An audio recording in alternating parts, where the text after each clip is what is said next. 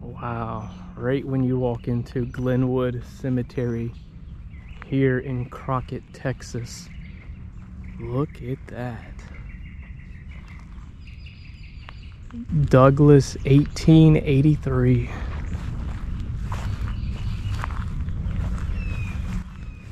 Should have done some research on who Douglas is.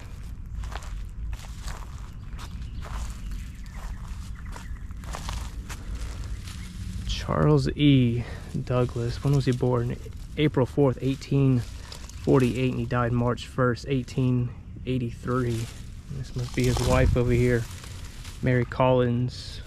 She was born 1842 all the way to 1925. So this is the gravesite of Charles E. Douglas.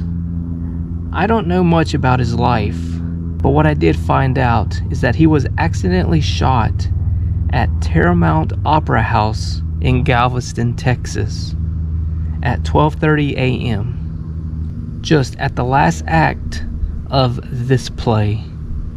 I'm not going to even try to pronounce that. His wife later passed away at the age of 82 at her home on Wednesday night. She was perhaps the oldest native citizen of Crockett during that time period.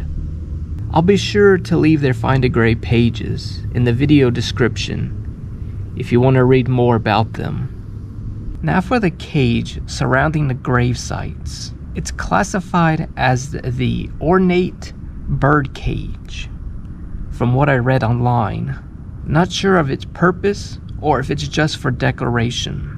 But what I do know that back in the day, cages were placed around graves to prevent grave robbery and whatever else. I hope you enjoyed this short story. Like always, remember to like, share, and subscribe.